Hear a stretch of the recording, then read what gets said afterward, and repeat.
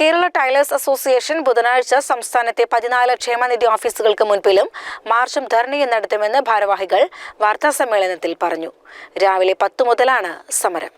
രണ്ടാം പിണറായി സർക്കാർ തയ്യൽ തൊഴിലാളികളോട് കടുത്ത അവഗണനയാണ് കാണിക്കുന്നതെന്ന് അവർ കുറ്റപ്പെടുത്തി. 2020 ഏപ്രിൽ 1 ശേഷം വിരമിച്ച 9500 തൊഴിലാളികൾ നിരാശയിലാണ്. ലഭിച്ചുകൊണ്ടിരുന്ന റിട്ടയർമെന്റ് ആനുകൂല്യം വെട്ടിക്കുറച്ചു. ഇതിനെതിരെ നിരവധി സമരങ്ങളിലൂടെയും നിവേദനങ്ങളിലൂടെയും തൊഴിലാളികളും സംഘടനയും പോരാടിയെങ്കിലും ഫലം കണ്ടില്ല.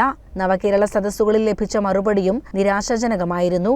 ഇതിനെതിരെ തുടർ സമരങ്ങളുടെ ആദ്യഘട്ടമെന്ന നിലയിലാണ് തയ്യൽ തൊഴിലാളികൾ മാർച്ചും ധർണയും നടത്തുന്നതെന്നും ഭാരവാഹികൾ പറഞ്ഞു.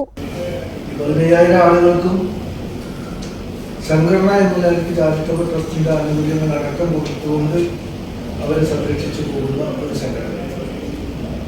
ഞങ്ങൾ 1981 ഡിസംബർ മാസത്തിലാണ് ഈ സംഘടനയ്ക്ക് രൂപം കൊടുത്തത്. അന്ന് മുതൽ ഈ സംസ്ഥാനം ഭരിക്കുന്ന സർക്കാരുകൾക്ക് മുമ്പിൽ നിരവധിയായിട്ടുള്ള പ്രക്ഷോഭ സമരങ്ങൾ ഈ തൊഴിലാളികളുടെ ക്ഷേമം ലക്ഷ്യം വെച്ചുകൊണ്ടുള്ള പദ്ധതികൾക്ക് വേണ്ടി ഞങ്ങൾ നടത്തിയിട്ടുണ്ട്. ജില്ലാ secretary PD Sunny, president V Ramakrishnan, treasurer KP സുന്ദരൻ എന്നിവർ വാർത്താ സമ്മേളനത്തിൽ പങ്കെടുത്തു. CCN മലപ്പുറം.